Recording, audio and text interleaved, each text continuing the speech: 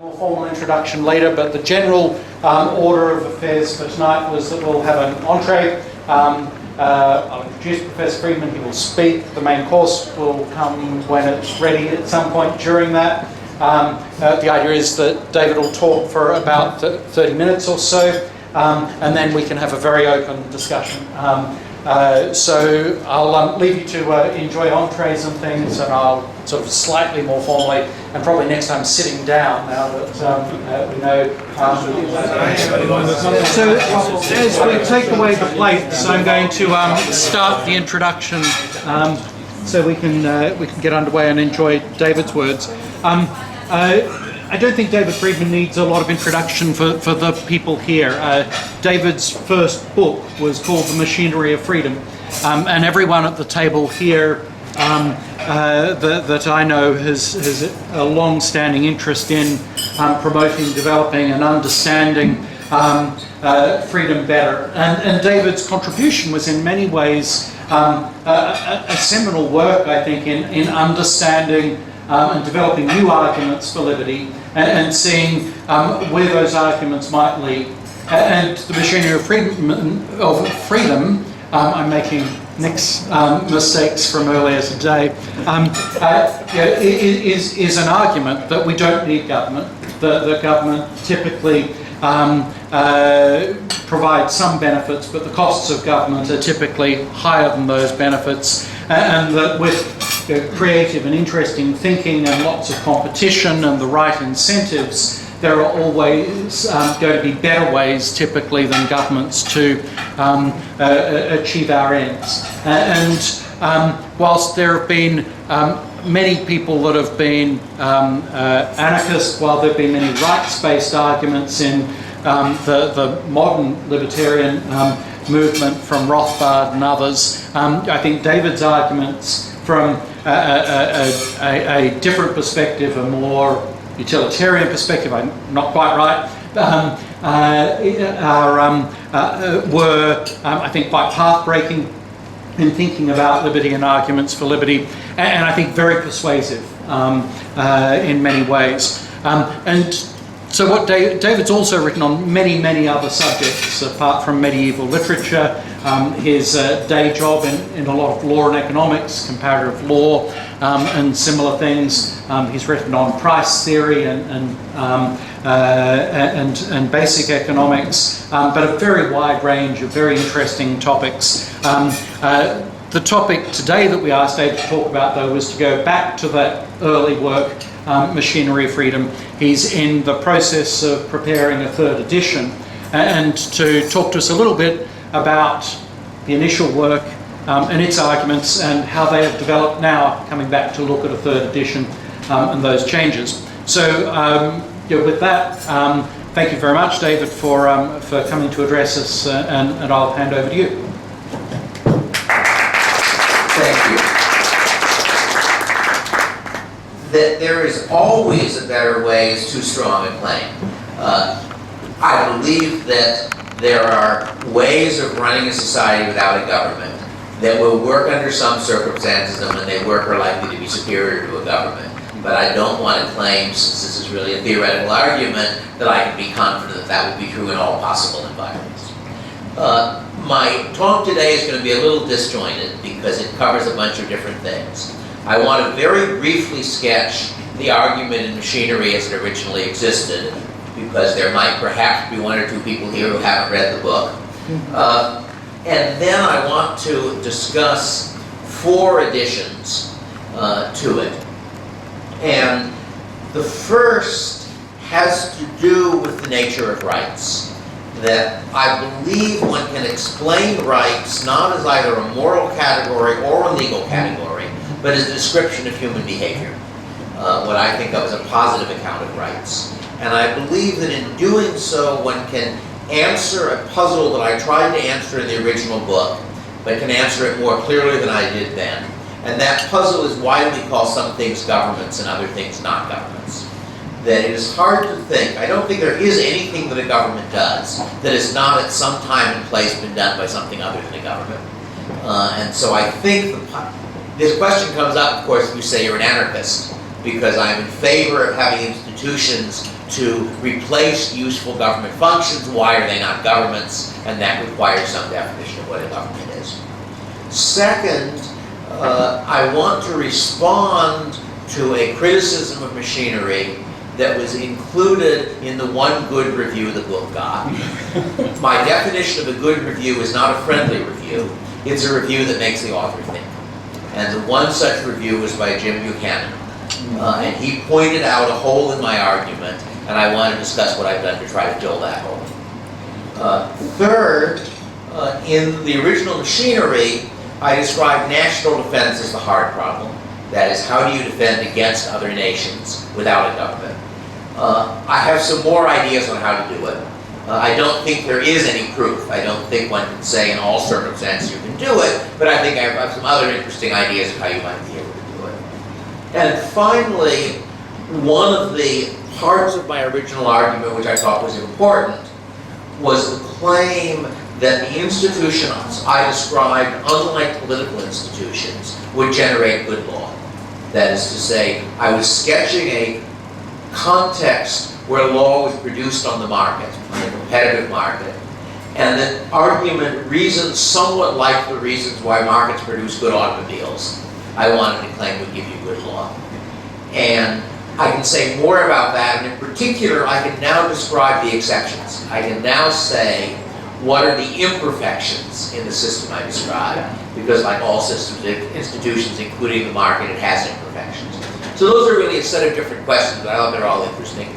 I could talk for more than half an hour on this, but I will try to sketch each of those and then assume that in the discussion, people will ask about whatever they're interested in. But let me start out with rights.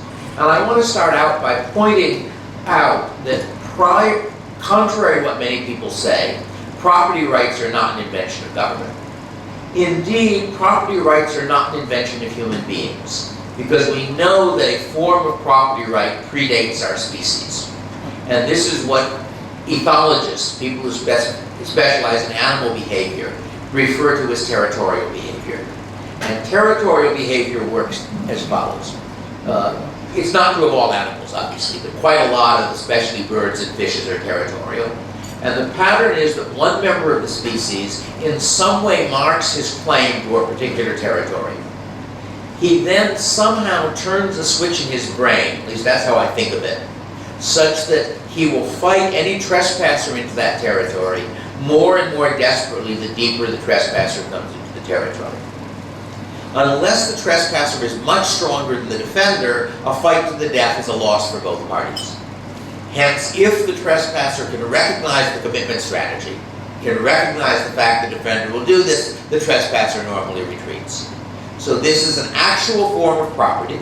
It's not a full-blown, transferable, etc., but it is sort of the underlying concept of property. And the claim I want to make is that human property is simply a much more sophisticated version, or human rights really, a much more sophisticated version of the same pattern. That, again, I could talk about for half an hour just on this subject, because partly it's an answer to a puzzle that not enough people have asked, and that is, in what sense can you ever get out of Hobbes' state of nature? Hobbes claimed the state of nature is a war of each against all. We look around us and that's not what we seem to see. Why not? Well, you say we have policemen. Well, that's fine. Policemen are individuals. They act for themselves. Wearing a uniform doesn't change your nature. We have judges. Wearing a wig doesn't change your nature. What do you add to the state of nature to give it structure? And my answer is that what you add to the state of nature is an elaborate set of mutually recognized commitment strategies. So that each person has certain lines such that if you cross those lines, he will bear unreasonably large costs in order to stop you. Not infinite costs, but unreasonably large costs. And the version I often give is to imagine that you live in a suburban neighborhood with a not very competent government. And one day your neighbor calls you over to the fence and says, you know, I've decided that taking my trash down to the dump is a real nuisance. So from now on, I'm going to dump it over the fence onto your property. And as you look at him with outrage, he says, but I've got a deal to offer you. It was really much less trouble if I take it down than for you to have to pick it up and take it down. So pay me off $10 a month and I won't do it. And the question is, why do you not consider giving in to that? Because you know that the trouble of trying to actually stop him using the legal system is much more than the equivalent of $10 a month. The trouble of dealing with the trash is more than $10 a month, and yet you don't give in. And the reason is that you are committed to defend certain lines that you think of as your rights. It's important that you do it because if people perceive that you aren't so committed, then they'll trample all over you. A different example of a puzzle I like to give is, why did Britain risk its only aircraft carrier and quite a lot of people in order to defend some barren islands near the South Pole? And yet they did. It seemed appropriate to everybody to do it. So that's my view of what rights are ultimately. That there's network commitment strategies. I've got an article you can find on my webpage called A Positive Account of Property Rights. It's not really about property rights, but it was written for a conference on property rights, which is why it has that name. It's really about rights in general. And having seen that, I believe I can then define government. Government is that agency against which people drop their commitment strategies. So in the original edition of Machinery, the term I used was an agency of legitimized coercion. And I tried to explain that I was using both coercion and legitimized in special senses, because I didn't know of any words that meant what I wanted to say. What I meant by coercion was not something that morally was wrong, but the sort of thing to which you normally react as a rights violation. The sort of thing that triggers these commitment strategies. And what I meant by legitimized was not that it was morally legitimate, not even that you believed it was legitimate, though you might, but rather that you acted as if it was legitimate. So that when an ordinary person tries to enslave you, you are willing to fight very hard to stop it. Even if he only wants to enslave you for a day, so it's not.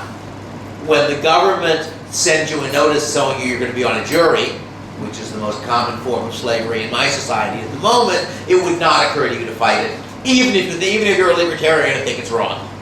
And similarly for a whole bunch of other things, for taxes and the rest of it. So I think the way you can make sense of it is to say you have a society where almost everybody is interacting through this set of commitment strategies which draw lines and give you pattern and order in society, except that the government is that organization which we don't. And the reason could be that you think government is morally entitled to do these things. It could be you recognize that they have overwhelming force. They're like the trespasser who's much, much stronger than you are, and you'll get crushed if you fight them. And it could be that you realize that because everyone else sees government as special, you're giving in to government doesn't mean you'll give in to them. And therefore you don't have the problem that if you're perceived as a wimp, now you can't defend your rights. So that's a very short account of what I think is quite an interesting way of looking at human societies. And if you want the details, you can find them. I should say the new chapters for Machinery are all webbed on my website. The current drafts of the new chapters. So if you want to see the argument, it runs through several chapters of the new material, and that will give that. Next, I want to go to Buchanan. Oh, let me now go back a step. That part did not require describing the original book very much, but let me sketch for anyone who doesn't know it what the system was I originally described. I imagine a society where each individual is the customer of a private firm that has the job of protecting his rights and arranging to settle his disputes. Private rights enforcement agency. And the obvious problem that occurs to everybody who suggests this is what happens when there's a conflict between agencies. When I believe you have stolen my television set and you claim you haven't. And so my agency tells you, give the television set back or else we'll send some big tough guys to take it from you, and you say, well, I too have a rights enforcement agency and mine will send big tough guys to defend myself. And the answer is that fighting is very expensive and it's very risky. And if the way you settle your disputes is by fighting, your customers don't really know whether their rights will be protected or not. It makes much more sense for the two agencies to agree on arbitration. And if they expect the situation to keep occurring, to agree in advance on arbitration. So that your two rights enforcement agencies agree any dispute between our customers will go to the following private court. What enforces that agreement? Remember, this is a world with no government. And the answer is that what enforces it is what economists refer to as the discipline of constant dealings. The fact that when you have repeat dealings with the same person, It is your interest to keep your word, because otherwise he won't abide by his agreement, and you're then backfighting each other again. The way I put it in the original book is that the easy problem of enforcing contracts is repeat dealings between players who have long-term involvement with each other. Now, where do I hide my food? I'm not sure. Maybe I can get it over there. Yeah. Anyway, and that having solved the problem of the repeat player, I can then leverage the problem of everybody else, because everybody else is a customer of one of these rights enforcement agencies, and they are repeat players. So that was the basic structure. And part of my argument was that this is a situation where the law is being produced on the free market, because the rights enforcement agencies want to be able to say to their customers, we had the court we go to is a good court, they get the right verdicts, they have the kind of legal rules you like. The courts want the agencies to be customers, so the courts have an incentive to try to design legal rules people want to live under. That unlike the political context, where the individual citizen has no incentive to figure out what the law ought to be, because he knows his vote has essentially no effect on the outcome. And even if he wanted to, he has no easy way of comparing alternatives because there's only one state over him. In this system, the individual in choosing his rights enforcement agency is in effect choosing the legal codes that agency agrees to, so he has an incentive to figure out which one does best. And since there are multiple agencies with somewhat different rules, he has at least some information, not perfect information, but some information to do it. So the argument is that it gives you a market mechanism for enforcing law. And one of the examples I gave about why we give you economically efficient law, give you law that maximizes some benefits to those affected, was to imagine a case where you have two agencies, one of whose customers are in favor of capital punishment, and one of whose customers are against capital punishment. And so, what I imagine happening is that each agency does some market research, and the pro-capital punishment agency, in effect, finds out how much more they can charge their customers if they can guarantee capital punishment in conflicts with the second agency. The anti does the same thing the other way around. And if the anti-agency's customers value getting their rule at $2 million a year, and the pro value it at only $1, then one of the agencies pays off the other, and they agree to the anti-capital punishment rule. That was the basic logic of it. And if they don't pay off, maybe they agree to give in on some other rule dispute the other way. It may or may not be in money. Jim Buchanan pointed out that there was something left out in my argument. And that is that nothing in what I said told us which agency had to pay to get its way. That is to say, nothing in the argument told me what the default rule was, what before you bargain you have. So is it the case that the pro-capital punishment agency, if it wants pro-capital punishment, has to pay to get it? Or does it only have to turn down the offer of payment from the anti-capital agency? For economists, I had worked out the allocational problem, but not the distributional problem. The question of, do you start out with a right to have an anti-capital punishment law or a pro-capital punishment law? And that was Jim's point. And he was right. I hadn't thought about that question. And the answer which I eventually came up with is that in my society, as I think in all societies, underlying the set of rules you agree on, there is an implicit threat game. That is to say, the agencies know that if they can't reach an agreement, they end up in violent conflict. And therefore, each of them is trying to say, just how bad would that be? And if I think that you are better at violent conflict than I do, maybe I'll agree it'll go your way unless I pay you off, in which case it'll go my way. So you have simultaneously a distributional decision being made by an implicit threat game and an allocational one being made by market bargaining. The allocational one gives you the efficient outcome, but the distributional one tells you in effect the income distribution equivalent for that system. And it seemed to me that that's really true of other societies, that we don't usually see it that way because these games have been played out in the past and they're sort of deep below. But if you think about the fact that in any society, people can rebel, they can break the rules, they can use violence, they can do terrorism, and there's some sense in which in any society, the starting distribution of rights, who gives up how much of what they want, reflects people's view of how bad it'll be for them if you can't get a peaceful resolution. And in fact, I concluded that the right metaphor for the social contract is not a contract, because a contract is freely made. The right metaphor for the social contract is a peace treaty. That in effect, each person in the society believes he's entitled to certain things. He notices other people don't agree with him. He knows he doesn't have an unlimited amount of force to get what he wants. And therefore people somehow settle on how much of they want they're willing to live with. And so I think that's the first answer. But the more important part was that it turned out that having seen that, that undercut a different part of my argument. Because one of the things I discussed in machinery was the question of whether my system was stable, against rights enforcement agencies turning back into governments. That you could imagine the rights enforcement agencies getting together and saying, look, robbery is more profitable than business. How about you and I agree that we merge or we form a cartel and we raise the price to our customers, we don't let them change in agencies. And my view, given ordinary economics, was that how likely that was depended very much on the number of agencies. That if you have 2 or 3 firms, maintaining a cartel is reasonably workable. If you have 100 firms, it's very hard. So that if you ended up with only a very small number of rights enforcement agencies, then there would be a serious danger the system would be unstable against the reestablishment of government. Whereas if there are many agencies, if a few agencies start trying to push their customers around, they'll just switch to other agencies to What determines the number of agencies? As any economist will tell you, it's determined by economies of scale. To what extent are big agencies better or worse than small agencies?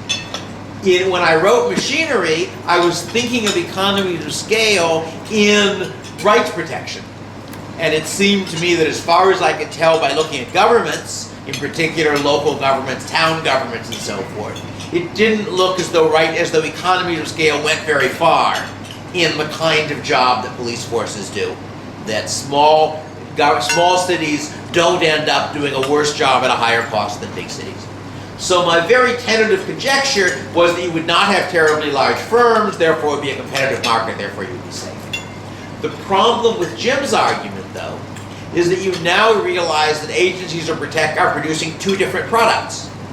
One of the products is what they're selling to customers. The other is the ability to threaten each other, which is going to be relevant to who has to pay whom off. There might well be economies of scale in threatening, even if there weren't economies of scale in the main job. So that's a real problem for my system. On the other hand, I think if you look at real societies, you conclude that the equilibrium of such mutual threat games tends to be very stable. The way I like to put it is if you think about the mutual threat game among nations, which is always going on, you don't observe that every time a country raises its military budget, its border moves a mile out. Or every time a country has a battleship sink, its border moves a mile in.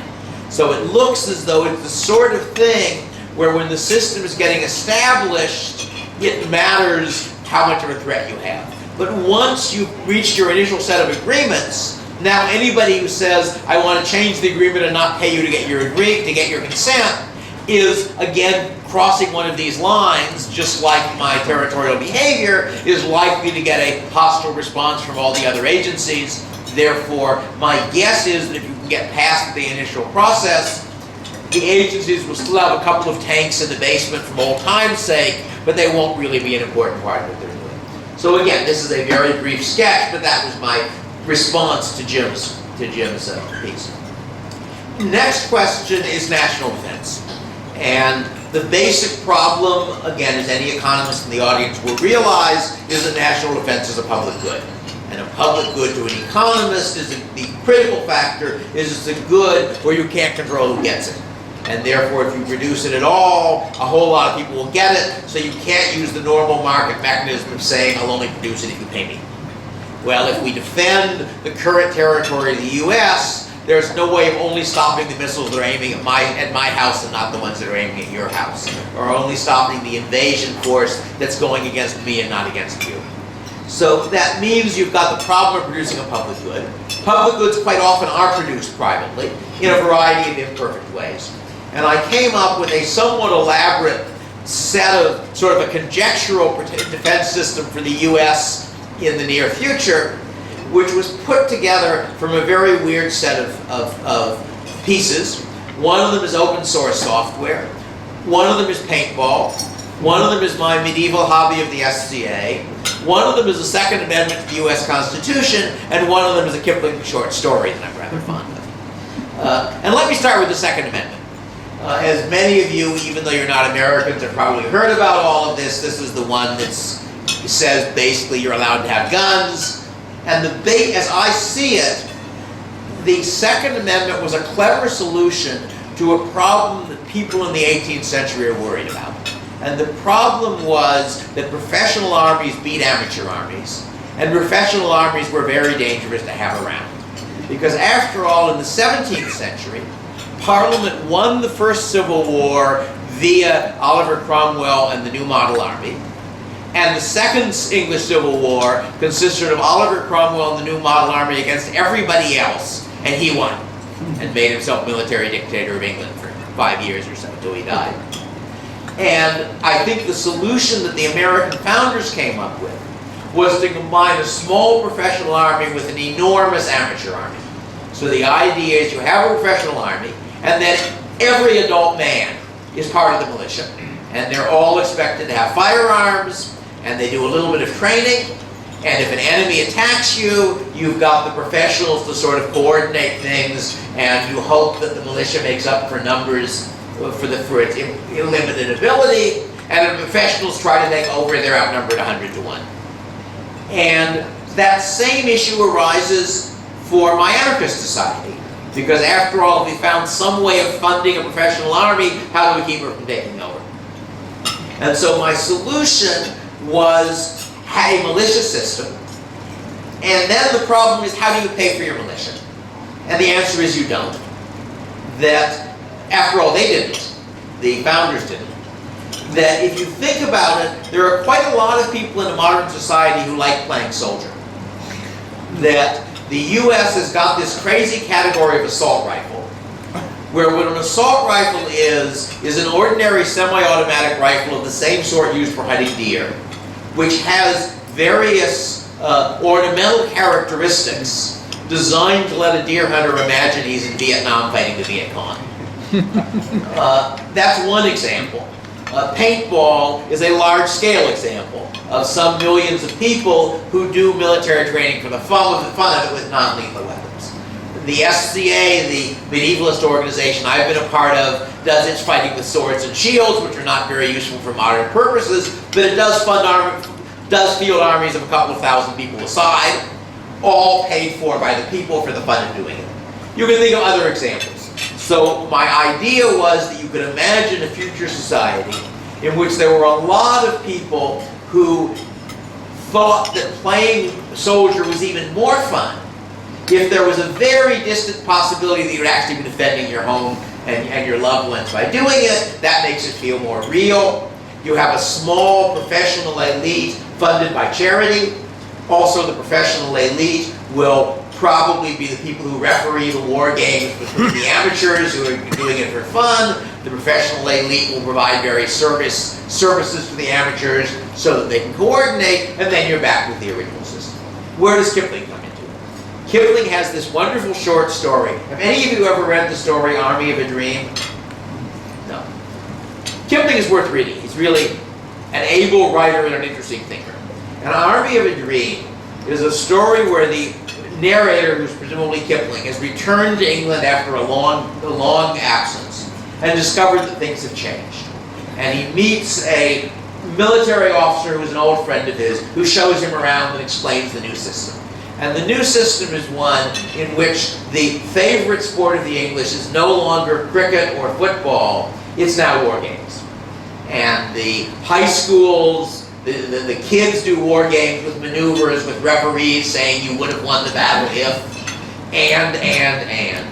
Now, it's not an anarchist society. It's interlinked with various government subsidies and such. But it's mainly social pressure. It's mainly a system in which you have the equivalent of the Swiss system, with essentially all adult males being trained soldiers, and they're doing it more or less for free. And as the story comes to an end, Kipling suddenly remembers that one of the people they've just met died years ago. He's remembering they're bringing his body back. And then he remembers that the person who's just been describing it to him died. And he's noticed the guy's keeping one side to him all during the story. And he turns to the other side, and there's the wound, the lethal wound. And he wakes up. It's the army of a dream. So the whole thing is in his imagination. But it just struck me as an interesting idea that you could imagine social rather than political mechanisms for making it possible for society to defend itself. Open source software is another example for those who are familiar with it. A whole lot of important software, including most of the software that runs web servers, the third biggest operating system, Linux, was produced by volunteers for free for a very somewhat complicated mixture of social and non-social reasons, but it's another example of doing quite a sophisticated thing outside of the ordinary market or political mechanism. So that's the stuff I've got. And again, I've got a chapter, you can read it up on my website. The last thing I want to talk about a little bit was to qualify my claim that my system generates efficient law. From my standpoint, that's, in a way, that's not just the argument for my system over a political system. It's also the argument for my system against the version of anarcho-capitalism which says the philosophers will figure out the right law and everybody will agree on it. That I trust markets more than I trust philosophers to get things right. It's clear, I think, that my original argument is right in that there is market pressure to get the law that benefits people. But there are some exceptions. And one of the exceptions is what I think of as market failure on the market for law. And a typical form of market failure occurs when the transaction between me and you affects him, and therefore we ignore the cost. Well, as long as the legal rule between me and you only affects us, it pays us to find the ideal legal rule. But there are cases where it doesn't. And my standard example is intellectual property. Now, I'm not taking any position whether intellectual property is a good thing or a bad thing. I am the only libertarian in the world who does not have a strong view on that subject. I think there are arguments on, as you may know, almost all libertarians agree that it's clear what the right answer is to intellectual property. Half of them, such as Ayn Rand, think it's the most justifiable form of property, and half of them think it's the least justifiable form of property. Suppose, however, that you believe that intellectual property makes sense. You then say, I want to negotiate that Bill will respect my copyrights. What are the costs and benefits?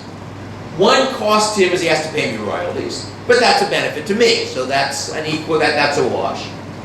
One benefit, one cost is that he uses less of my intellectual property, because there might, after all, it costs me nothing for him to use it, but if I'm charging $5 and it's only worth $4 to him, he doesn't use it, that's a $4 net loss. That's the dead weight burden of having intellectual property. And there's some cost to enforcing this agreement. I've got to keep an eye on him to make sure he isn't pirating my software or my books or whatever. What's the benefit? The benefit is that I have an incentive to produce more intellectual property. But that's a benefit that goes not only to him but to everybody else in the world. Indeed, it's a bigger benefit to the people who haven't agreed to respect my intellectual property, because not only do they benefit by right for free. So that means that in doing the calculation of whether it's worth his making the agreement, one of the benefits is left out of the calculation. Hence, it might turn out that it was in our joint interest not to agree when it was in our interest to agree. So that's a simple example of market failure on the market for law. If you think about it, pollution regulation for widespread forms of pollution is going to be the same problem. That if I agree not to pollute his air, he gets a benefit, I have a cost, but everybody else downwind gets a benefit too, and they may be customers of different rights enforcement agencies. So unless you imagine enormous contracts with everybody coming in, which is very hard to organize, you're going to have a suboptimal protection of intellectual property and a suboptimal level of prevention of pollution. And there are probably other cases I haven't thought of that have the same thing. Now, does this mean that it's a bad system? No, because we have no reason to expect political systems to give us optimal laws. So it's really the same thing is true of the free market in general, that market failure exists on the free market. There are cases, there are externalities and public goods and adverse selection for those with an economics background. Those are three of the standard examples. I think of market failure as situations where individual rationality does not produce group rationality. The two-person famous example is the prisoner's dilemma game. But there are lots of examples of that. But on the ordinary market, that situation is the exception, not the rule. Because it occurs, just as in what I'm describing, because my action has either benefits to other people I can't collect for, or costs to other people they can't charge me for. In the ordinary market, that's the exception, not the rule. If I want to use your labor, I've got to pay you a wage you're willing to use. If I want to use the ore you've mined, I've got to buy it from you. If I put those together to make an automobile, you only get it if you buy it from me, so I get the money for its value. So in the ordinary market, the normal situation is that each actor is getting the benefits and paying the cost of his action, which gives you the efficient outcome. And there are exceptions when he doesn't, and those give you inefficient outcomes. On the political market, actors practically never either bear the cost of their action or get the benefits of them. Consequently, there is no reason to expect efficient outcomes, and in particular, there's no reason to expect a well-designed legal system. So that's the reason why I'm arguing is not that my argument does not show my system to be superior to the alternatives, only that it is not a perfect system. It is inferior to the legal system that a perfectly wise, benevolent philosopher king would design. But we have a striking shortage of perfectly wise, benevolent philosophers. So I think that basically covers the amount that I can reasonably say in the amount of time I was talking. And let me now have something to eat while people ask questions.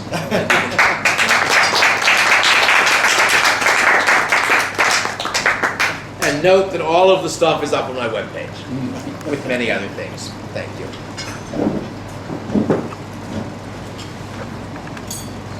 Well, I'll raise just one. At the moment, the last point you were talking about externalities and benefits that other people have. If you had a very sparsely populated, more primitive society, compared with a very densely populated urban society, would you get a different ratio of the importance of those free riders and externalities now than you would have done in previous centuries where these things would have been less important? You might, on the other hand, consider that the problem with political systems go up as the size of the system goes up. That is to say, if you have a very small population, it's fairly easy for the voters to know what's going on without spending much effort on it. So even rationally ignorant people aren't very ignorant, whereas in a society of 300 million people, you know your vote has no effect. Furthermore, it's such a complicated system that it's really hard to figure out what's going on. So I would think that the high population, at least, I'm not sure about the density, raises some problems for both. But remember that private property lets you do an awful lot of separating out even a dense society. The reason I called my book The Machinery of Freedom was that I started out saying that it sounds right to people to say everybody should be able to run his own life. And you think about it and say, but wait a minute, that's impossible. Because we have an interdependent system, interdependent society. For me to do anything requires the cooperation of lots of other people. So how can I possibly, this is why people say libertarians imagine themselves in the American West with nobody for miles around. And the answer to that is that private property and trade allow you to get the equivalent of isolation in a non-isolated society. Because you can say, yes, I need the cooperation of people, but I get it by making them offers. So that you have a price system communicating among people. And we can then say what I mean by living my own life is other people don't violate my property rights, I don't violate their property rights. And thus, the institutions of private property are the machinery of freedom. They are the mechanism that makes it possible to have people run their own lives, even in an interdependent world. Since I've got it, I'll ask my second question, then I'll shut up. Now, right at the beginning of your talk, you spoke about why people allow state government to intrude on rights that if other individuals did, you might resist. And one reason was that you wouldn't feel that you were wimping out because it was the local police force coming in rather than your neighbour. But is another reason that you believe that most of your fellow inhabitants respect the state?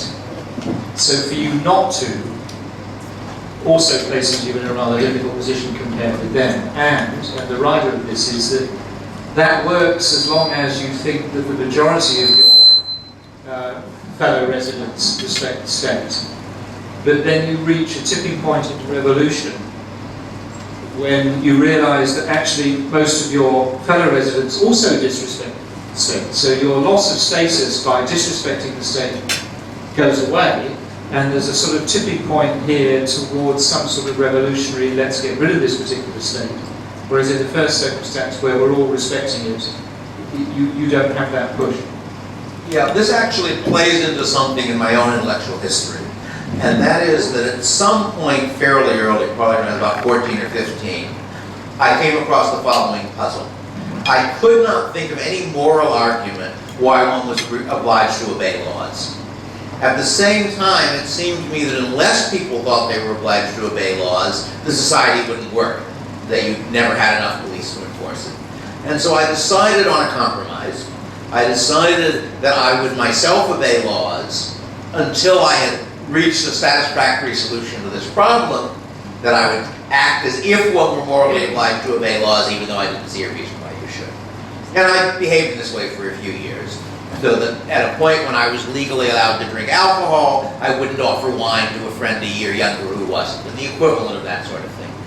And eventually, I'm sort of a slow learner and not very observant, I noticed that I was the only person in the world behaving this way.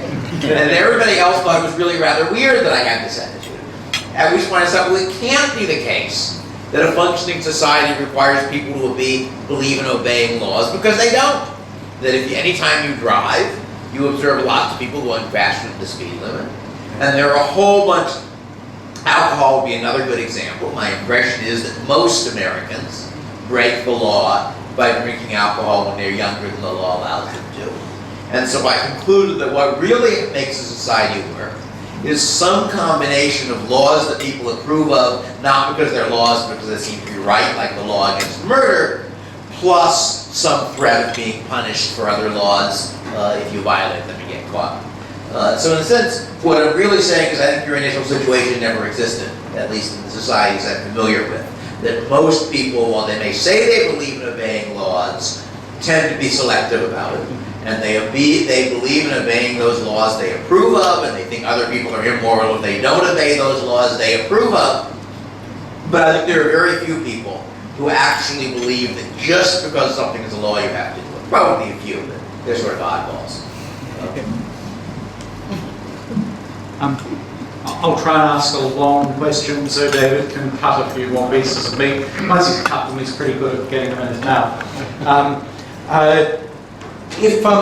One of the implications of the framework for analysis that you've offered is also that it's an interesting way of thinking about the way things change. And I suppose many of us at the table have observed that there was a period where governments were becoming somewhat more constrained, where after the 70s and stagflation and other things, you had movements in the US and Britain, New Zealand, Australia, all sorts of other places, and at different times where governments were made slimmer, government spending was cut, and there was conscious attempt to expand the role of markets in all sorts of other areas.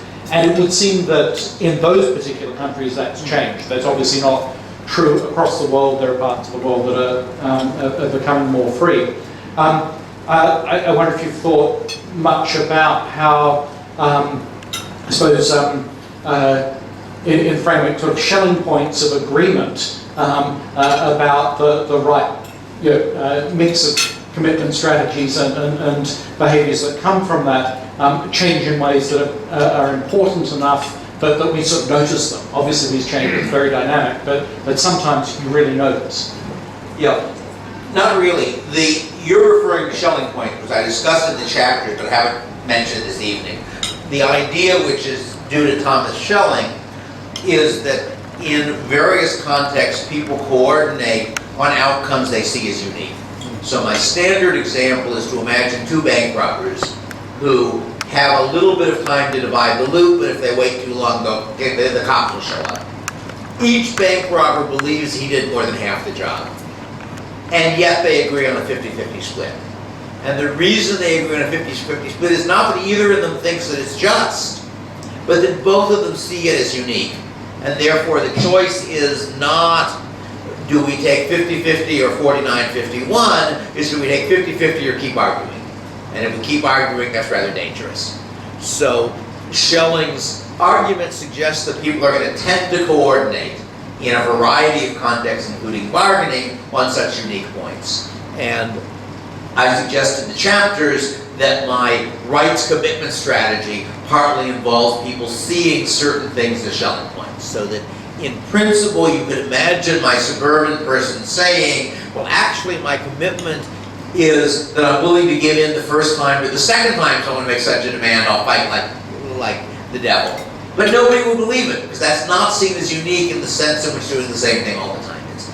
And so, in that sense, Schelling points do change. And I think there's a certain degree to which people try to change them, to which people, sort of one of the parts of political propaganda, as it were, is to re-describe the world in ways that make a certain outcome seem unnatural. Somebody was mentioning, I think at the talk this morning, an assertion in an article that corporations don't really belong to their stockholders.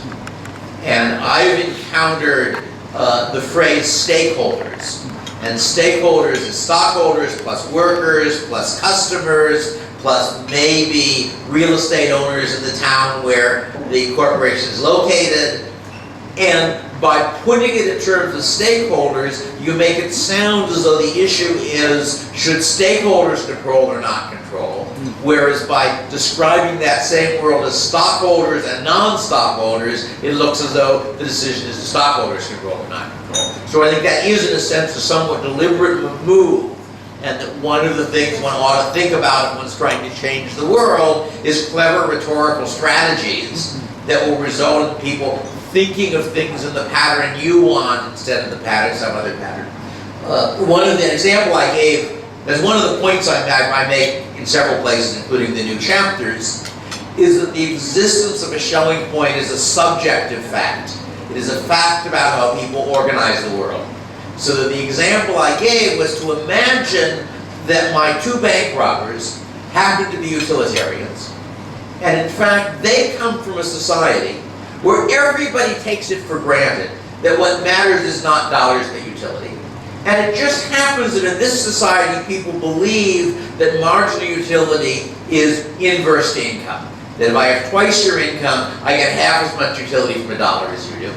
And so when they agree on the division, the natural Schelling point is a 50-50 split of utility, which if one of them is richer than the other means he gets more money than the other. And that sort of is a way of illustrating the point that it's really a subjective fact. And subjective facts depend on how people think about the world, and that is one of the things one can try if one is very clever to change.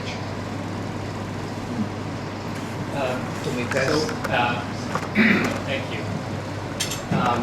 I'm trying to imagine a situation when, just like now, we're all in your world, and I have my own contract enforcer, property right enforcer, and you have your own. Yes. And we both come to this restaurant, we're on the same table, and somehow there's something bad happening with this restaurant. So we have food poisoning or something, Right. all right? What was the basis for us to do something with the restaurant if we actually don't have the states? And so we may actually have different definitions of what is a legal entity, and how are we going to resolve these issues? The restaurant has a rights enforcement agency, or at least the restaurant owner does. That agency has a contract with my agency. That contract specifies the legal rules between them. It has a contract with your agency, which specifies the legal rules between them. Those rules might or might not be the same. There's going to be some pressure for uniformity because it saves various costs if we have the same rule. Some pressure for diversity because different customers have different requirements. So then my agency goes to the agency of the restaurant and says, we've got a problem. We believe that our customer was wronged by your restaurant. Therefore, let's take it to the court we've agreed on. So you have a network of such agreements. I should say, by the way, something I didn't mention, and I don't know if I made it clear in the new chapters or not, that one of the conclusions I've reached, not through working on the new chapters, or through the other book I'm working on, which is a book on legal systems very different from ours, is that when I wrote The Machinery of Freedom, I was reinventing the wheel. That what I was creating, I thought out of pure imagination in a modern developed society, was a fancy version of the first legal system, of the legal system on top of which most surviving legal systems were built. And that is what I refer to as feud law, where the basic rule of feud law is that if you wrong me, I threaten to harm you unless you compensate me. So it's a decentralized, privately enforced system. And the most important, there are a number of requirements for that to work, but the most important requirement is that there is some reason why my threat to harm you is much more believable when you have wronged me than when you haven't. So you need some mechanism such that right makes might. And in one feud society I know quite a lot about, Saga period Iceland, you had explicit courts to do it, so that when there was no government enforcement of verdicts, but there were courts. When the court has said you owe me money, everybody says, aha, he owes you some money for damages. When you don't pay and the court says you're an outlaw, everybody says, well, when you go kill him, we don't mind. I mean, it doesn't mean you're going to kill us because we're not outlaws. There are much more informal feud systems as well. But in effect, what I had done, that what I had was to a feud system like a standard economics is to a Robinson Crusoe economics. That the feud system is doing it without very much in the way of intermediate institutions. I was doing it where you had firms selling this service, but the basic logic was the same. The basic logic was that you use decentralized threat of force to enforce the rules, and there is some way of making sure that that threat of force generally works to enforce the rules and not for extortion. For them to make profits, and that would be perhaps a way for them to shield away from the pressure of forming cartel. But I would have thought that ones that didn't maximize their profits would get driven out by ones that did, because they would be providing a better service at a lower cost. But there's a different constraint, of course, and that is, depending on the technology, you might have a population, especially given my militia system, where when the rights enforcement agency announces to its customers you don't have the chance of changing, the customers shoot them. So you always have the right of revolution, which in some circumstances is, and in some circumstances is not an effective control on people who are trying to violate your rights. But I'm not sure. Because I guess the only way I can see the non-profit maximizing one working is if the customers prefer it, because the customers feel that they can't trust the profit maximizing one, and are therefore elderly care industry. could be. It's an uncommon situation, but not a non-existent situation. But people tend to go to religious non-profit providers of Requiem Mass rather than commercial providers of Requiem Mass. There are some things that there are affinity groups that are important, and if there are volunteer providers of military type services you're talking about, and then you're talking about, what if there's a non-profit maximizing body to protect your rights? What about a religious military, volunteer-funded, volunteer-supported organization, at which point, is there any place for minority rights in a place like that where you've got a... Exactly, that's what I'm saying. When you get if you get that combination of kind of, the volunteers are not coming out of a sense of civic duty, but out of a sense of religious fervor, and they are providing your property rights as long as you are part of their religious group, and they are providing military support as long as you are part of their right. Is there not a real threat of driving out every other potential defender? But that, after all, that threat exists with governments as well. That is to say, if you have enough people who feel strongly enough about something and are willing to kill to get it, you get unattractive results. That's surely true. But I don't see any particular reason why I would think of that as the norm. That, after all, most people, I think, value not being coerced much more than they value coercing. This goes to the question which I discussed in the original machinery of whether my system is libertarian or not. Because anarcho-capitalist describes the institutions, not the outcome, whereas libertarian describes the outcome. And my argument was that my legal system tends to maximize total benefit, that as a general rule, liberty is economically efficient, that as a general rule, the benefit to me of violating your rights is less than the cost to you, and that therefore you would tend to get right-respecting rules. But I could imagine, the exception I discussed was to imagine a society where practically everybody thought that heroin was a really horrible thing. And the equilibrium in that might well be laws, that the agencies agree on laws saying that if I discover you're a heroin addict, I can sue you for being a heroin addict. That's an unlibertarian result. The same society would give that a similarly unlibertarian result if it wasn't an anarchy. Probably require less consensus to get it politically than it does in the market. But given the right set of preferences I hold in my system, you could get unlibertarian laws as part of the equilibrium.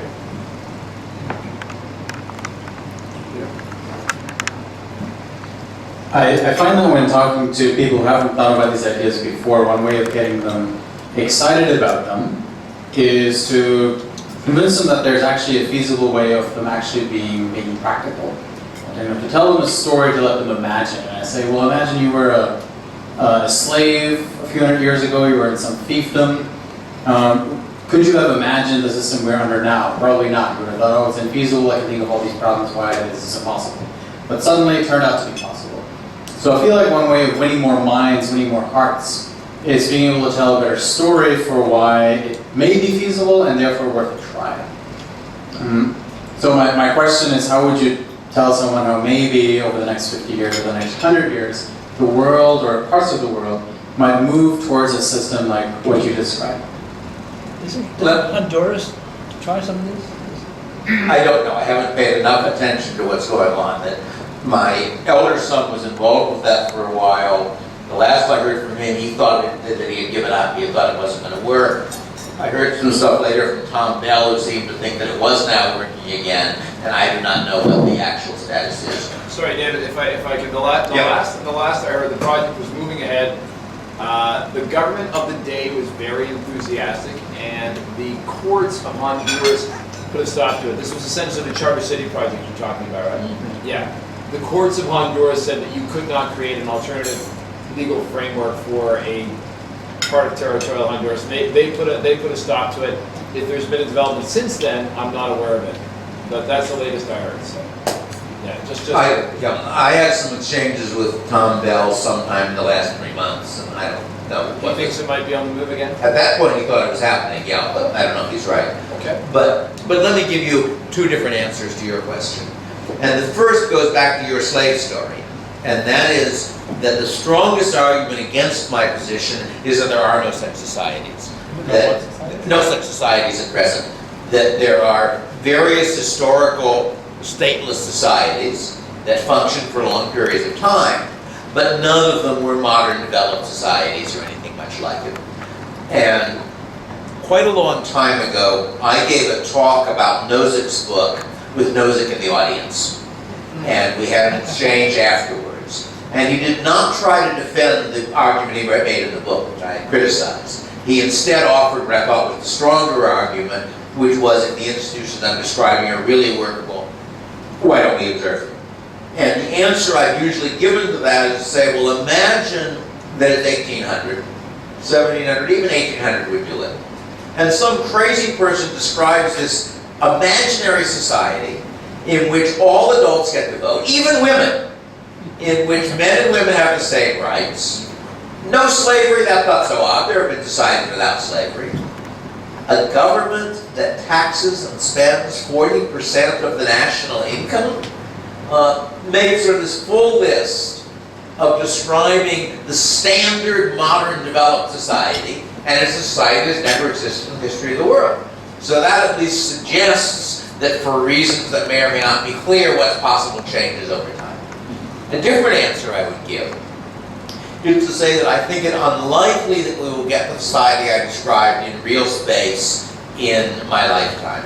But we might well get it in cyberspace.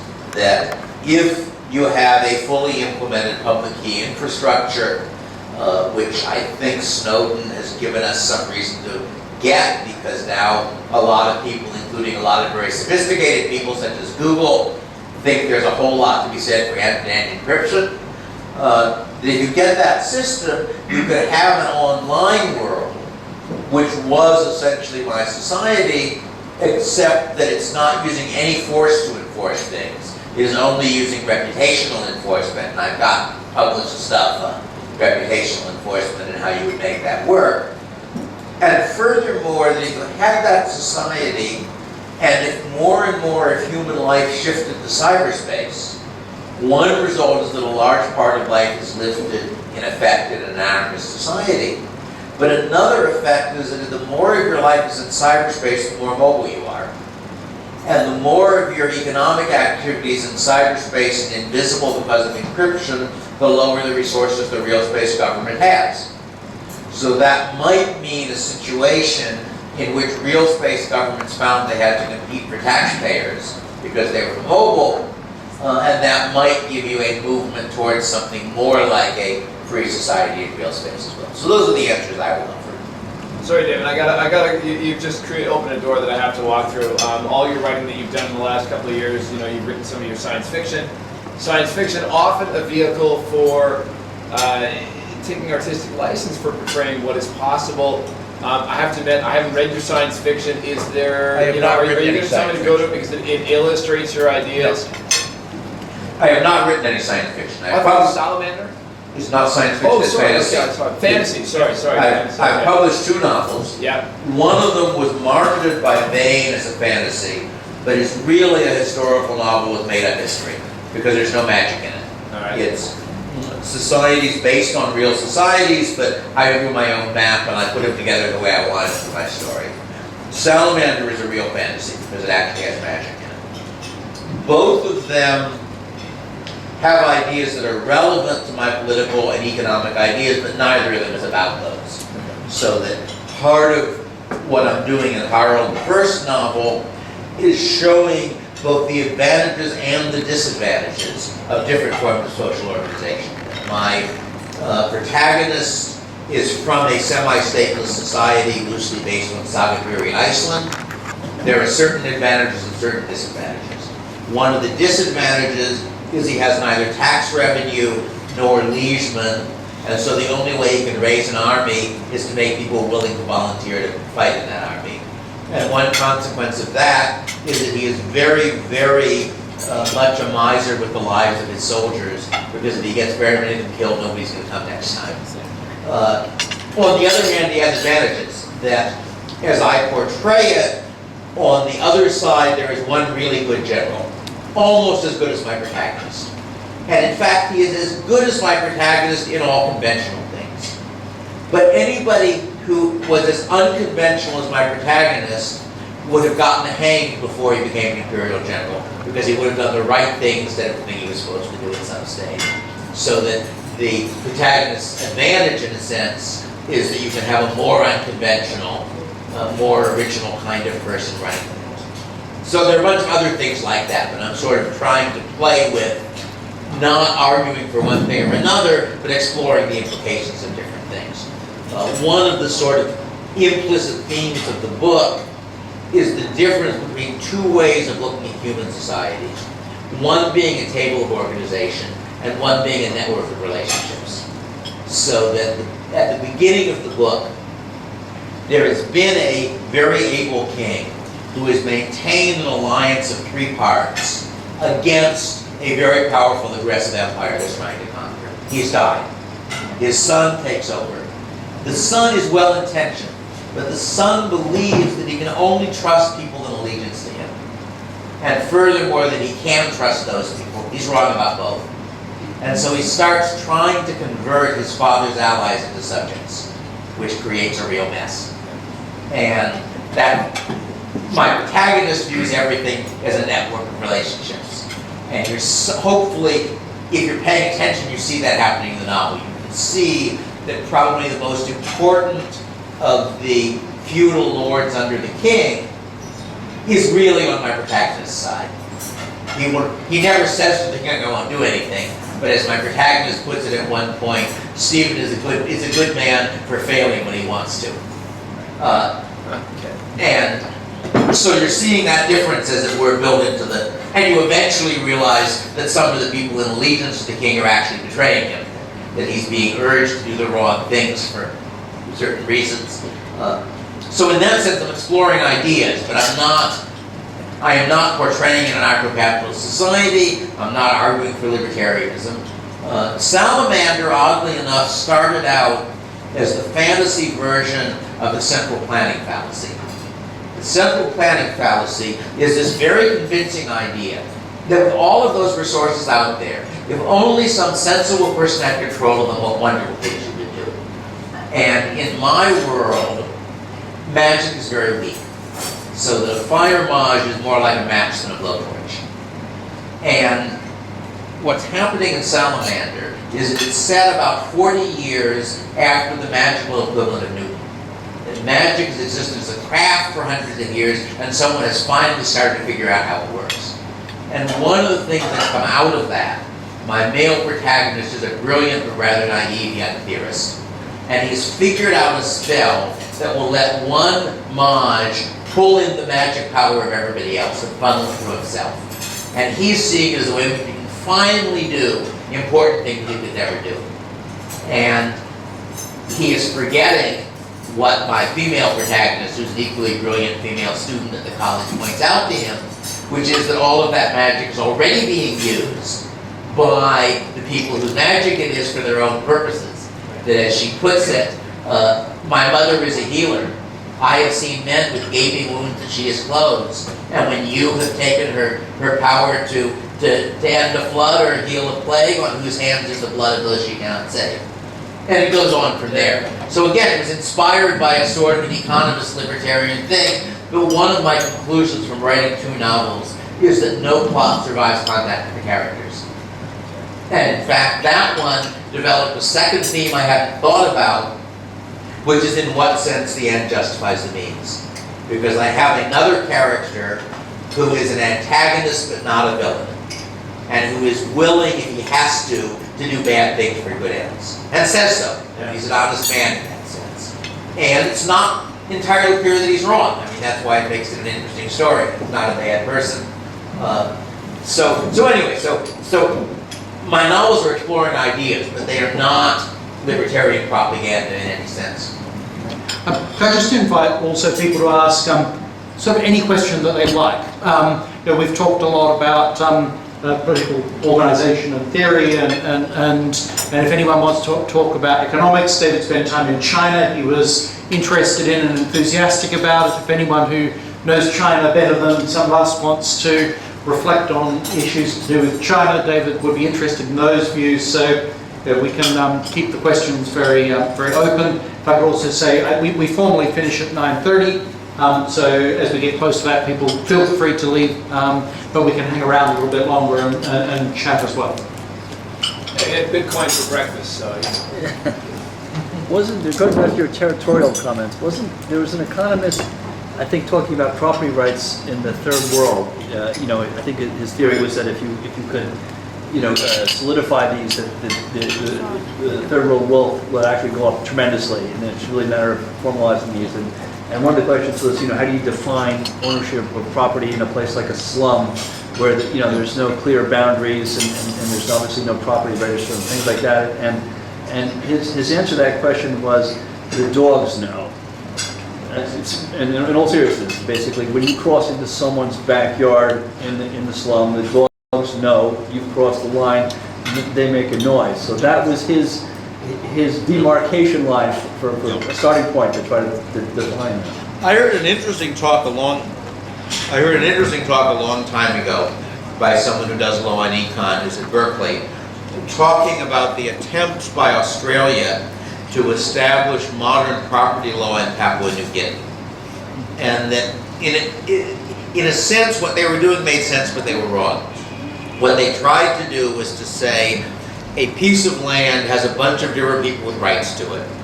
If all those people agree, we can convert it into ordinary freehold property. But then what happens is they all agree we convert it into ordinary freehold property, and then someone else shows up and says, wait a minute, you never asked me and I have rights to it too. And his argument was that you couldn't do it from above. That you had to somehow let property rights evolve in ways which functioned in that society, rather than saying, I know what they ought to be, and they ought to be what we have, and then trying to oppose them.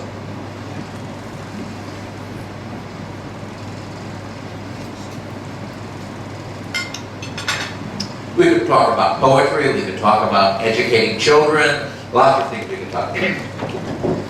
You go back to currency. Can I ask you about leadership? Because there's been a couple of things that when you were talking about somebody who reframes an argument in a new way, that it might be persuasive. There are other elements of what you're talking about that the anarcho-society emerges bottom up without leadership. It's through transactions which are freely entered into and so on. But how do you see, in terms of the way the world changes, if it ever changes, what the role of leadership in this is or is not? That I certainly think that there is a role for intellectuals to change how other people think. That one implication of rational ignorance is that voters vote on free information. That is, they vote on things they believe are true when they have had no incentive to find out what is true. And that one of the things that intellectuals can do is to change the mix of free information out there. So that, for example, one of the more effective things I have ever done was a very simple argument which explains the theory of comparative advantage in a way people can understand. And it's one of the most quoted things I've ever written. And it is explaining that one can build cars in two different ways. One technology for building cars is to build them in Detroit, and one is to grow them in Iowa. And the way you grow cars in Iowa is you grow the raw material cars are made out of, which is called wheat. And you take the wheat and you put it on a ship, and you send the ship into the Pacific, and it comes back with Hondas on it. And then from your standpoint, it doesn't matter that Japan is a country you're trading with. It could just as easily be a factory that you pour wheat in and it spits Hondas out. And consequently, when you put up a tariff against automobiles, what you are doing is taxing one of the two alternative ways of making automobiles, and thus making us worse off. You are protecting American auto workers not from the competition of Japanese auto workers, but from the competition of American farmers. And that's an almost correct description. I could hedge it a little bit with more time, but it's very easy to remember and to explain. And therefore, having done that in a certain sense is a low-cost way of changing the body of free information out there. But there are lots of other ways. I mean, Ayn Rand did it on a large scale because she wrote novels that some people found really compelling, which gave them a different view of the world. So did George Bernard Shaw in the other direction. So did, to some extent, did H.L. Mencken and lots of other people. So it seems to me there's a kind of leadership which consists of producing ideas, packaging ideas in ways which change the mix of ideas in society. But there are other things that you can do. To take one non-political example, it is my understanding that the birth control pill did not come into existence by accident. I believe what happened was that one or maybe two fairly wealthy women decided the world would be a better place if there was an easy and reliable form of contraception, spoke to a medical researcher who told them that he thought that with appropriate research you could produce such a thing, and subsidized him to do so. And whether the net effects were good or bad, you can argue about it, but it was clearly a case where a very small investment of money had a very large effect on the characteristics of world society. So if you're clever enough, you can think of things like that to do as well. The people who invented public key encryption provided a tool which potentially could be used to make the world a whole lot freer than it is, than it has been. So there are lots of things you can lead in that sense. Since I think on the whole decentralized mechanisms work better than centralized mechanisms, I don't think the kind of leadership which is the man on the horse picture makes a whole lot of sense for libertarian reform. Now it makes sense for organizations within the libertarian. I mean, after all, a decentralized marketplace still has firms, so it may well be that somebody who is good at money raising or good at inspiring people or things of that sort can build up, you know, Cato or Atlas or some other such organization. But I think ultimately the overall project has got to be a decentralized project. That one of the things you observe about political movements is that spend most of the time fighting each other. And by each other, I don't mean the other side. I mean that Rothbardians fight people who agree with me, and that Trotskyites fight Stalinists, and that one variety of Trotskyite fights another variety of Trotskyite. And part of what drives that is the assumption that there is sort of a pool of libertarian resources or a pool of socialist resources, and if you use them in the wrong way, they aren't available to be used in the right way. And that, I think, is a very dangerous assumption. It's not true, because all of the resources belong to individuals, and if I say you ought to do X, and Bill says you ought to do Y, and Bill manages to drown out my view, if you're somebody who doesn't want to do Y, you do nothing. Whereas if each of us makes our argument, the people who like his form of activity do Y, and those who like mine do X, and both of them happen. So I don't engage in political activity. That doesn't mean that I think it's useless for other people to do, and similarly for lots of other things. But I have cheated out of my dessert, so. Thank you. Can I ask you a question about law, actually, and views on how law is made and where it comes from? And I think I'm actually thinking back to a chap called Bruno Leone, who wrote a very interesting piece on freedom of law. And I think in that he drew quite an interesting distinction between the common law system and the legislative system. I think suggested that the common law system is much more of a free market system of law, and that judges only declare law when they're asked by people who have legal issues. What the legal rights and wrongs should be in that situation, whereas in legislation, except to the extent that it's used to codify judge-made law, is in fact a system that's very akin to central committees and central planners on the economic side, where they're sitting down, they're really just telling societies how they should operate. And I mean, stepping back for a moment from who actually employs these judges, and obviously Adam Smith and others have given various examples of the ability to have privately funded judicial systems. I was very curious about your views on these kinds of arguments that a common law style of creation of laws is actually a far more free market system than, for example, legislative systems that I think are most predominant in our economies today. As you may know, a very prominent scholar in law and econ, Judge Posner, has this thesis that common law tends to be economically efficient. And I don't think he has ever provided a plausible reason to expect it to be true. He has provided evidence that it's true, although I think there is also evidence in the other direction. My book, Law's Order, one of the themes of that is the argument for and against the Posner conjecture. And the problem is it's hard to see where the mechanisms are in common law that would automatically drive it to efficient results. That what is the incentive of the judge? Well, in some systems the incentive of the judge is to get people to bring him cases if he gets his income that way. If so, if it would make sense that if the court is chosen by the plaintiff, judges have an incentive to be pro-plaintiff, so the plaintiffs will choose them. If it's chosen by the defendant, to be pro-defendant. It'll also be affected by how judges are rewarded, whether they get a higher salary when there are more cases, or just have more work when there are more cases. Those are the reverse. And I've actually seen one article which argued that there was a change in the rules in the English law, I think around 1800 or so, and that resulted in the law shifting between pro-plaintiff and pro-defendant. I don't remember which way it was anymore. It was a while ago. So, common law might be better than legislative law, but I don't think that the common law mechanism really gives you a very effective mechanism for getting the right result.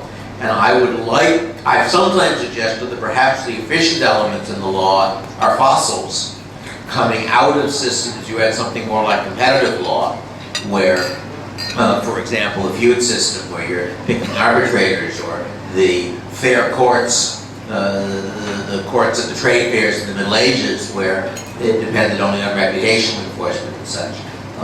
So I can't say that I have very strong opinions on common law versus legislative law.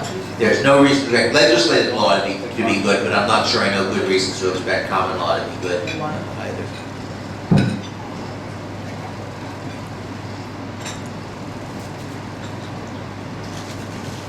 Can I perhaps open a can of worms? I think I once sent one of your articles or blogs to Nick on global warming issues, and Nick has great fears about the end of the world being nigh, as we all do from time to time. And David, you've often expressed your optimism about our capacity to deal with those things. So it might be a can of worms, but I thought I would open the can of worms and duck off to the men's room. To begin with, I am an optimist by temperament. As a theorist, I am optimistic about global warming, but not more generally. When I gave a talk at Google on my book Future Imperfect, I started out by saying that I thought that global warming was a pretty wimpy catastrophe, that at the end of the century, sea levels have gone up by a few feet, temperature by a few degrees. I've got 3 different ways of wiping out the human race faster than that.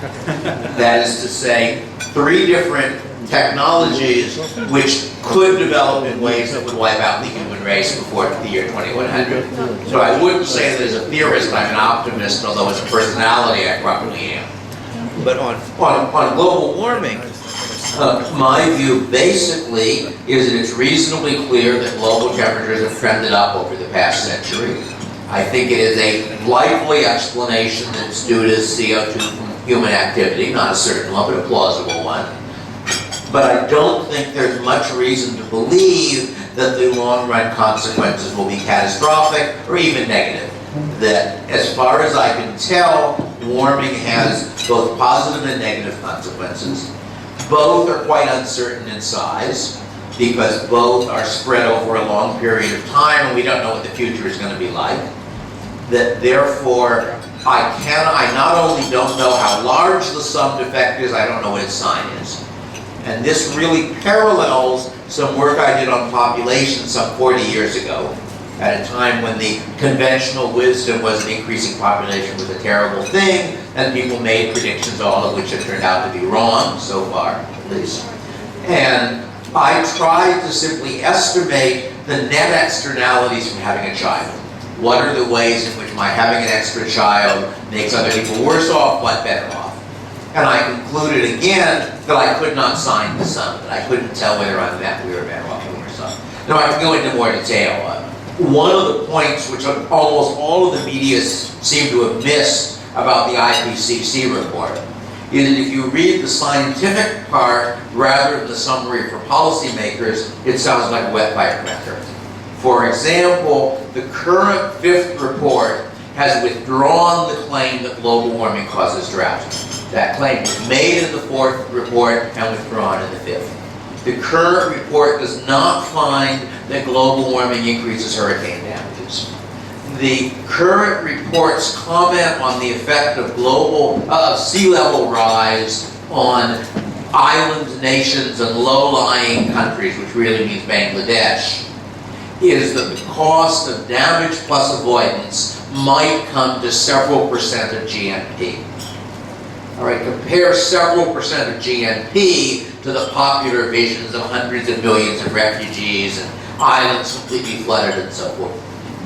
So I think if you actually look at the substance of the report, it does not really support very much of the extreme "this is a catastrophe" argument. That's a separate point from my general point that I don't think we know enough to know what the net effects are going to be. So let me, yeah.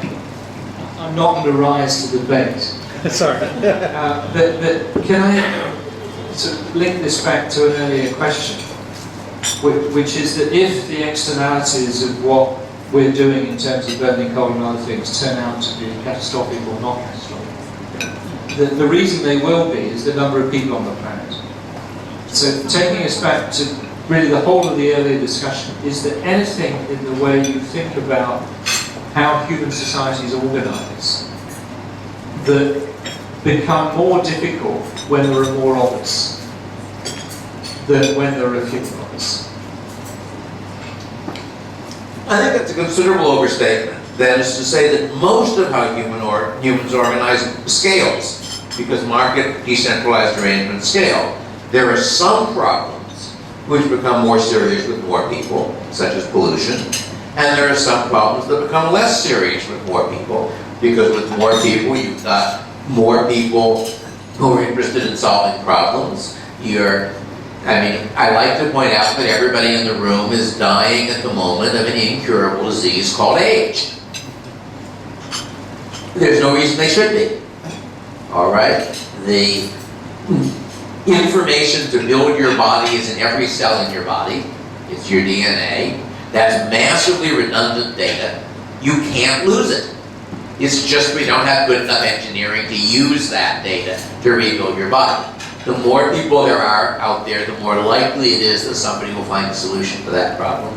So I would have said that more people, as I said 40 years ago, have both positive and negative effects, and I don't see any reason to suppose that the net is negative. Could be, but.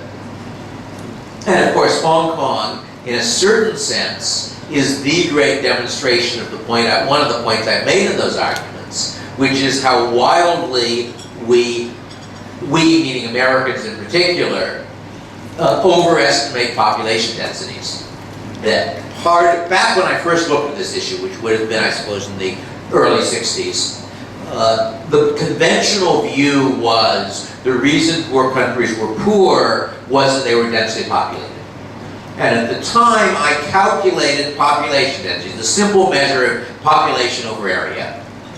And I concluded that the 5 most densely populated countries in the world consisted of 2 rich European countries, Belgium and the Netherlands, and 3 very successful developing countries, South Korea, Taiwan, and Singapore.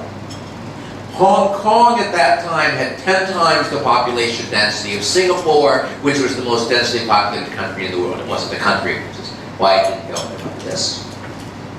What do we observe? We observed Hong Kong, which ought to have been the poster child for the catastrophe of overpopulation, passed the per capita income of England quite a while back, and is obviously a very successful society.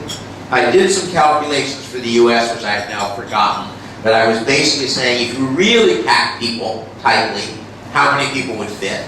And it was probably 100 billion or so, that kind of number. Hong Kong does it. I've just been seeing it today. I gather it's a tolerable life for people and piled up in these very, very high buildings which they live in, and yet that's a population density orders of magnitude larger than the world faces now or any time in the next century or two. And for your information, yet we still have 70% of land covered by green. It's almost too true. But maybe the answer is it's because we're not a country. Correct, exactly. If we'd been a country, we'd be in terrible. Maybe. But Singapore is a country and it's done pretty well too. No, sorry, that's just rubbish. These are 2 cities in countries or regions that exist on the back of the country or the region that they're in. They're not countries. That's just a definition that you've decided because these are tiny areas. Singapore happens to be a nation state. Hong Kong, of course, isn't a nation state. Hong Kong is just a city in China. So Hong Kong is a part of China, living off the rest of China and the rest of the world. it is not living off the rest of China. To the best of my knowledge, you are not sending looters into China to seize stuff and carry it back. What you are doing is producing things of value to people in China and trading them with people in China. That's not living on the back of anybody. No, but it doesn't negate the point I've just made to you, which is that this is not a country. Well, Hong Kong is not a country, Singapore is. But the fact that it's, whether it's a country or a city is irrelevant to the question of whether it is, in some sense, parasitical on the rest of the It's not parasitical, but it's not irrelevant that it's a city in a country. So is London somehow completely different from Hong Kong? No, London also demonstrates that people can live at a population density enormously greater than the population density of the world. That part of the reason that people, I think, greatly overestimate the population density of the countries they live in is that they are averaging over people, not over acres. That your intuitive perception of how dense things are consists of looking around you and saying how dense they are, and then averaging that around everybody. But of course that means it's heavily weighted to the places where people are. And you see what's wrong with that when you fly from the west coast of the US to the east coast and look down, and there's nobody there.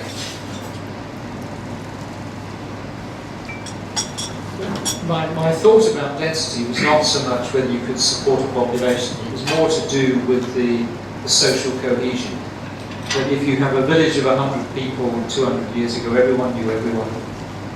You knew who the Baron Apple was, maybe he was told to clear off and go somewhere else.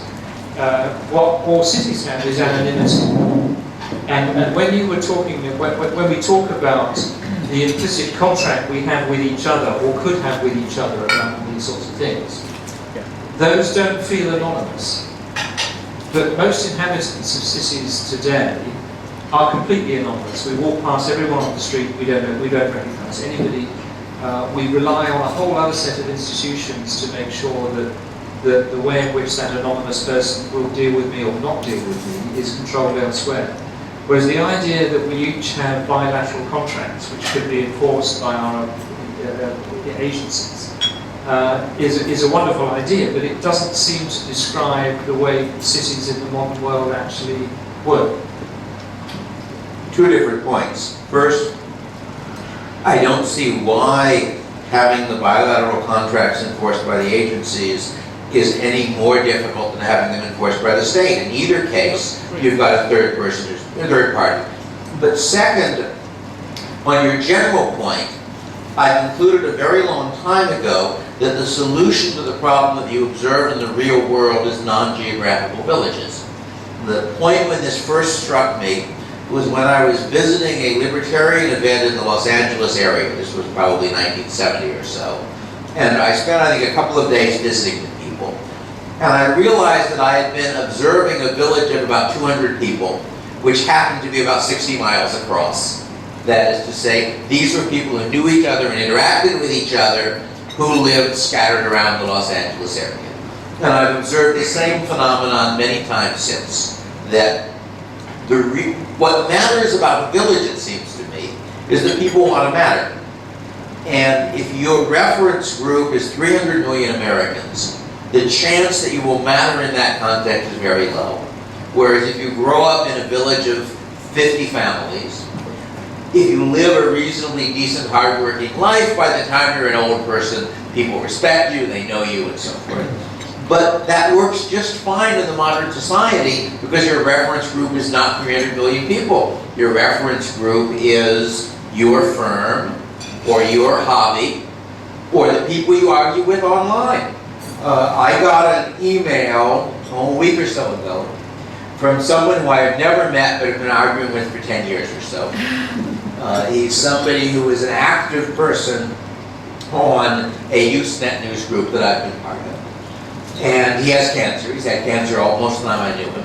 But he's been in remission due to some experimental treatments. And what he said was that the remission seemed to have ended, that he knew I was planning to come to his part of the country for another reason. Would I like to meet him before he died? All right? That's a village interaction. And it's a village interaction through a village which is not geographical. that's probably a good opportunity to say, Hong Kong's a remote outpost in the global libertarian village. It's probably bigger than a village, and it's been very good to have a guest from another part of that village. It's probably the right time to turn off the microphones, let people that need to go leave, and without microphones we can probably sort of get on in a smaller group for a little longer if people would like to stay. But please from here on feel free to move on, and thank you very much for attending tonight, and if we can all sort of say thank you.